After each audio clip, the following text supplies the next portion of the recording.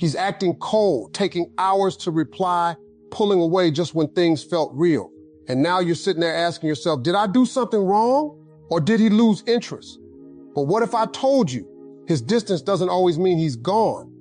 What if the silence, the mixed signals, the confusion is actually proof that you're stuck in his mind deeper than you think? See, when a man is truly done, he doesn't create mystery. He disappears. No games, no tension, no energy. But this push and pull, that emotional chaos you feel, that's not indifference, that's conflict. And conflict only happens when someone feels something real. Let's be honest. Modern dating has people completely confused. One day he's all in. The next day he's distant, unreadable, acting like you don't exist. And most people panic. They chase, they overthink, they lose themselves trying to fix something they don't even understand. But here's where people get it wrong. They assume distance equals disinterest. That's not always true. Sometimes a man pulls back not because he doesn't feel, but because he feels too much and doesn't know how to handle it. Today, I'm breaking down the real signs he's mentally hooked on you, even if his actions don't fully show it yet. And trust me, once you see this clearly, you'll stop chasing and start understanding. Here's the truth. Most people won't tell you. When a man is emotionally unaffected, he doesn't go hot and cold. He just stays cold. He doesn't create confusion. He doesn't send mixed signals. And he definitely doesn't leave you sitting there trying to decode his behavior. When he's not interested, there's a clean disconnect. No emotional residue, no curiosity, no tension, just absence. But when a man is hooked, that's when things start to feel inconsistent. That's when his behavior begins to confuse you. One moment he's present, engaged, texting you, making you feel seen, and the next he pulls back, goes quiet, acts distant like something shifted overnight. And you sit there wondering what changed, replaying conversations in your head, questioning yourself, thinking maybe you said too much, or showed too much, or cared too much.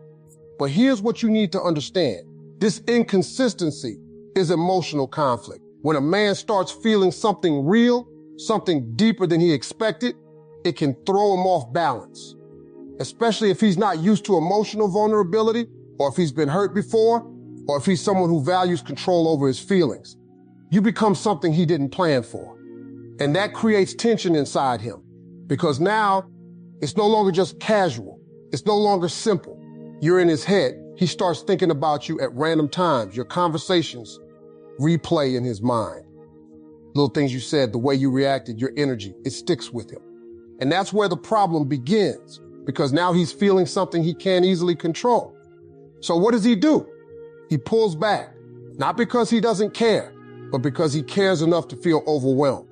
He creates distance to slow things down internally, to make sense of what he's feeling, to regain some kind of emotional control. And from your perspective, it feels like rejection. It feels like disinterest. But from his side, it's often confusion mixed with attraction. And this is where you start noticing patterns. He doesn't disappear completely. That's the key detail people ignore. He might go quiet for a while, but then he comes back. He might stop initiating for a few days, but then suddenly he reaches out like nothing happened. He watches your stories, keeps tabs on you, finds small ways to stay connected without fully committing to consistency. That's not someone who's done. That's someone who's thinking, because if he truly didn't care, there would be no reason to check in, no reason to keep that subtle connection alive. When a man is indifferent, he doesn't hover around your life. He exits it. But when he's hooked, even if he doesn't fully understand it himself, he keeps one foot in. He maintains access to you in some way, not always in a direct or obvious way, but enough to keep that connection from fading. And here's another thing.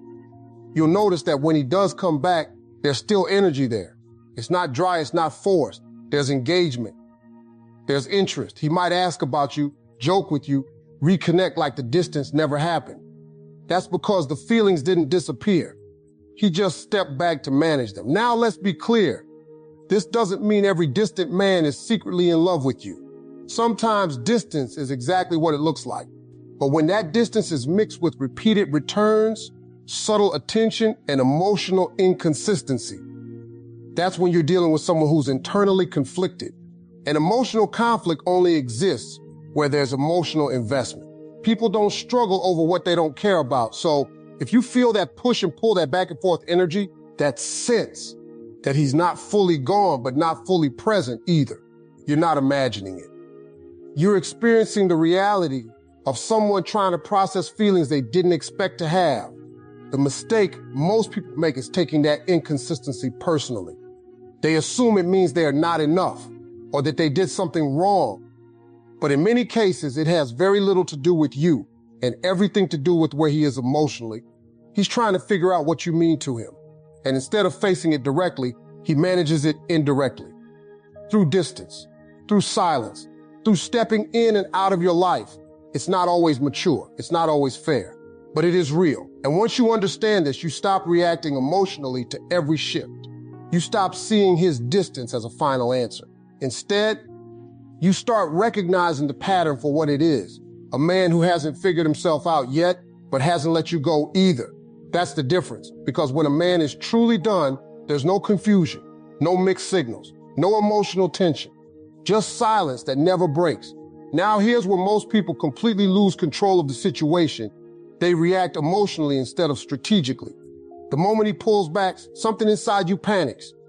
Your mind starts racing, your chest feels tight, and suddenly you feel like you're about to lose something important. And in that emotional state, you don't act from confidence. You act from fear. So what do? You reach out more. You double text. You try to keep the conversation alive. You start explaining yourself, trying to make things clear, trying to fix something that hasn't even been defined yet. You think if you just show him more attention, more care, more effort, he'll come back closer. But what you don't realize is this is exactly where you start losing your power. Because when you chase someone who is pulling back, you create an imbalance. You're moving toward him while he's moving away.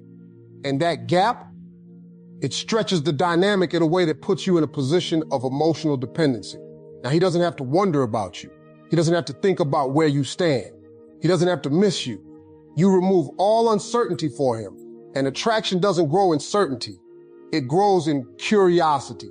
When a man starts feeling something for you, part of what pulls him deeper is the mental engagement. He's thinking about you, wondering about you, trying to understand you. But the moment you overextend yourself, overexplain and overgive, you answer questions he hasn't even had time to ask yet. You give him emotional access without requiring emotional effort. That's the shift. And it's not about playing games, it's about understanding human behavior. People naturally value what they invest in. When he has to put in effort to reach you, to understand you, to connect with you, that effort builds attachment.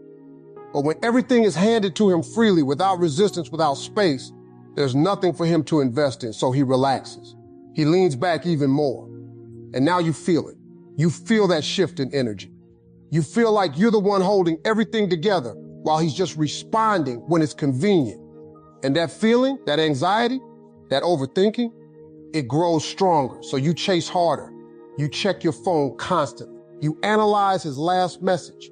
You wonder why he hasn't replied yet. You start creating stories in your head. Maybe he's losing interest. Maybe he found someone else. Maybe you're not enough. And without realizing it, you're not responding to reality anymore. You're reacting to fear. That's self-sabotage. Because instead of allowing things to unfold naturally, you're forcing a connection out of insecurity. Instead of letting him come toward you, you're pulling him in with effort. And forced connection never feels as valuable as earned connection. Now, here's the part most people don't want to hear. The more you chase, the less he feels the need to choose you. Because you've already chosen him without conditions, without standards, without requiring consistency. And that doesn't create attraction. It creates comfort. And comfort without effort leads to complacency. He starts to feel like he has you without having to show up fully for you. And that's where things start to fade. Not because he never felt anything, but because the dynamic changed. Instead of being someone he was trying to win, you became someone who was trying to win him. That shift is everything. And it all comes from one place, fear of losing him. But here's the truth. When you act out of fear, you don't preserve the connection. You weaken it. Because fear-driven behavior is never attractive. It feels heavy. It feels pressured. It feels like expectation instead of connection. And people pull away from pressure. So when he senses that you're trying to lock him in, trying to secure his attention, trying to control the outcome, He instinctively creates more space, not because he wants to hurt you, but because he feels overwhelmed. And now you're stuck in a cycle. He pulls back, you chase. You chase, he pulls back even more. And the more this repeats, the more the connection loses its natural flow. All because of one mistake, reacting emotionally instead of responding with awareness. If you had paused instead of panicked, things would look very different. If you had allowed space instead of filling it, he would have room to feel your absence. If you had stayed grounded instead of overextending, he would have to step up to maintain the connection. But instead, you gave more when he gave less. And that imbalance changed everything. So the real issue isn't that he pulled back. It's how you responded when he did. That's where the outcome is shaped. Because attraction isn't just about how someone feels. It's about how the dynamic is maintained. And the moment you lose control of your emotional response, you hand that control over to him. And once that happens, you're no longer being chosen. You're trying to be kept. Let me shift your mindset in a way that might feel uncomfortable at first. You don't lose a man by giving him space. You lose him by abandoning yourself in the process of trying to keep him. Most people think holding on tighter will create security. They think more effort, more attention, more emotional availability will somehow make him realize their value. But the truth is, when you start over-giving just to maintain someone's presence, you slowly disconnect from your own worth. And that's where everything begins to fall apart. Because high-value energy doesn't come from what you do for someone. It comes from how you see yourself. It's quiet, it's grounded, it's stable. It doesn't need constant reassurance. It doesn't panic when things feel uncertain. It doesn't chase validation from someone who is inconsistent. It stands still and observes. When you truly know your worth, his distance doesn't send you into emotional chaos. It doesn't make you question your value or replay every conversation in your head. Instead, it creates clarity. You start seeing his behavior for what it is without attaching your identity to it. You stop asking, why is he acting like this? And you start asking, is this the kind of behavior I'm willing to accept in my life? That shift is everything, because now you're no longer trying to be chosen. You're doing the choosing. And most people never reach this point. They stay stuck in a mindset where the other person's attention defines their worth. If he texts, they feel secure. If he pulls away, they feel anxious. Their emotional state is completely tied to his behavior. That's not connection. That's dependency. And dependency kills attraction faster than rejection ever could. Because when someone feels like your happiness depends on them, it creates pressure. It makes the connection feel heavy. It removes the sense of freedom that attraction needs to grow naturally. Instead of being drawn to you, they start feeling responsible for you. And no one falls in love under pressure. But when you're grounded in your own value, everything changes. You don't need him to show up in a certain way for you to feel okay. You don't need constant communication to feel secure. You don't need reassurance to believe you're enough. You already know you are.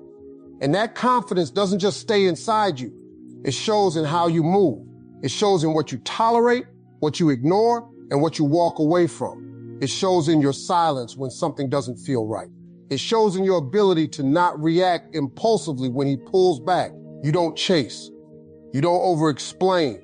You don't try to prove your worth because you're not confused about it. And here's the part that most people underestimate. Men feel that energy instantly.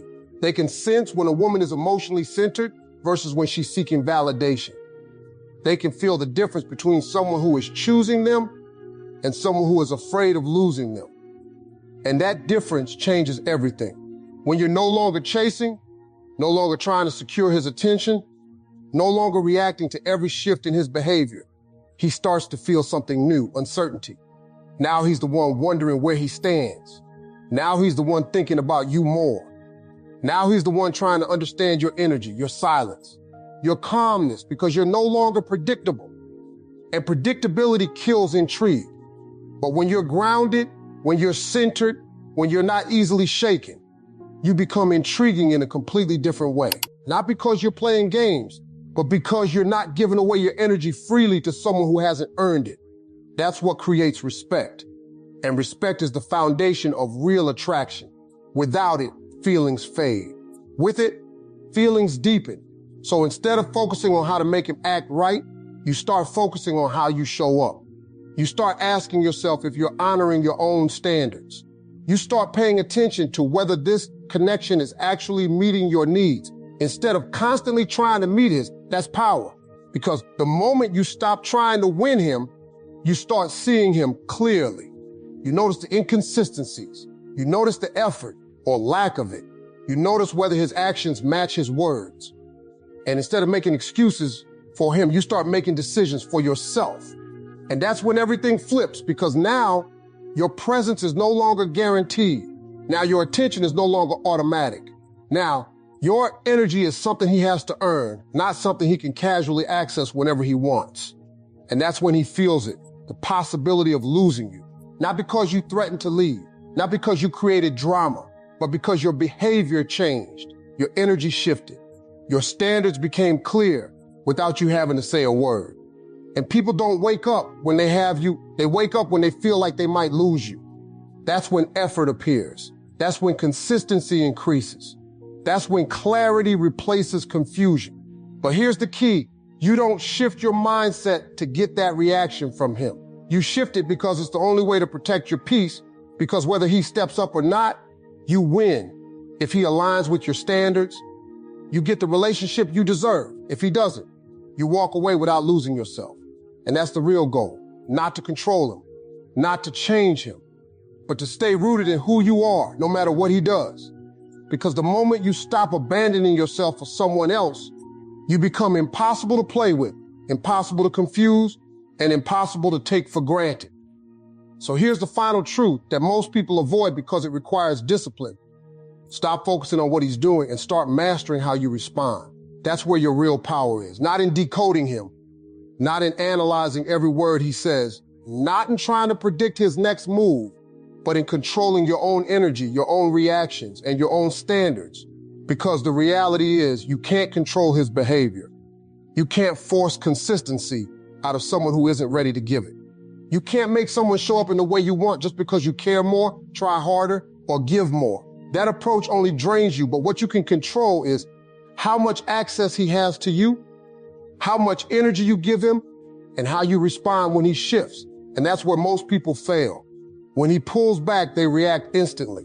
They feel the distance and immediately try to close the gap. They text, they check in, they try to bring the connection back to where it was. They act fast because they're uncomfortable with silence. But silence is where the truth reveals itself. When you allow space, when you don't rush to fix the distance, you give the situation room to breathe. And in that space, two things happen. First, you regain your emotional balance. You start observing from clarity. Second, he becomes aware of your absence in a way he can't ignore. Because when you're always present, always available, always responding, he never has to feel what it's like without you. And people don't value what they never have to miss. So when he pulls back, instead of chasing him, you match his energy, not out of pettiness, but out of self-respect. You don't overextend. You don't try to carry the connection alone. You step back and allow him to meet you where you are. If he moves closer, you receive it. If he stays distant, you don't force it. That's emotional control. And emotional control is rare. Most people are driven by impulse. They react based on how they feel in the moment. If they feel anxious, they act. If they feel uncertain, they chase clarity. If they feel ignored, they try to be seen. But reacting impulsively always puts you at a disadvantage because you're no longer in control. You're being controlled by the situation. When you slow down your reactions, everything changes. You start thinking before acting. You start choosing your responses instead of letting your emotions choose them for you. And that creates a completely different dynamic. Now you're not predictable. And predictability is what makes people comfortable enough to take you for granted. When he knows you'll always respond instantly, always be there, always accept inconsistency, he doesn't feel the need to adjust his behavior. There's no consequence, no risk, no reason to step up. But when your energy becomes measured, when your responses become intentional, when your presence is no longer automatic, he starts paying attention. Now he has to think. He notices when you're not as available. He feels the shift when you're not reacting the same way. He starts questioning where he stands because you're no longer making it obvious. And that uncertainty pulls him in mentally. He starts checking his phone more. He starts wondering if you're pulling away. He starts replaying interactions, trying to understand your behavior. And just like that, the dynamic flips.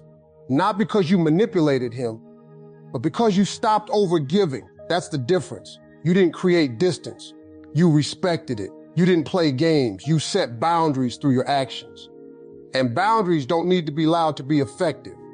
In fact, the strongest boundaries are the ones you demonstrate, not the ones you constantly explain. When you stop tolerating inconsistency by no longer rewarding it with your attention, things become clear very quickly. Either he steps up and matches your energy, or he fades out because he can't meet your standards. And both outcomes work in your favor because you're no longer stuck in confusion. Now, here's the part that requires real strength. You have to be okay with the possibility that he might not step up. Most people can't do this. They hold on to potential, to what could be, to the version of him they've imagined in their head.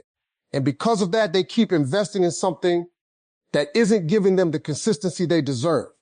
But when you truly value yourself, you don't stay attached to potential. You respond to reality.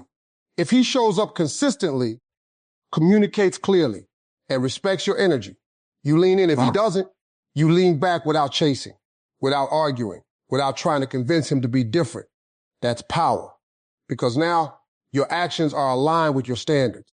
And that alignment is what makes you unshakable. You're no longer trying to control the outcome. You're not trying to make him choose you. You're simply creating a space where only the right behavior is accepted. And that forces clarity. Because the wrong person will always struggle to meet clear standards. They'll disappear, they'll make excuses, they'll show inconsistency. And instead of trying to fix it, you let it reveal itself. The right person, on the other hand, will naturally align. They'll show effort, they'll communicate, they'll meet you at your level without needing to be chased or reminded. And that's the goal, not to win someone over, but to see who's willing to meet you where you stand. So stop chasing clarity. Stop trying to decode his behavior. Stop reacting to every emotional wave that comes your way. Instead, slow down, observe, respond with intention. Because the moment you master your response, you stop being at the mercy of someone else's inconsistency. And you start becoming the one who sets the tone. At the end of the day, his distance is not your responsibility. But your reaction to it, that's everything. Stop trying to force love where there's confusion. Stop chasing clarity from someone who isn't consistent. If he's hooked, his actions will eventually align. And if they don't, then you were never losing him. You were losing time. Remember this, the right person doesn't make you question your value. So stand in your worth. Stay calm, stay centered, and let people reveal who they truly are without you begging them to choose you. Because the moment you choose yourself, everything changes.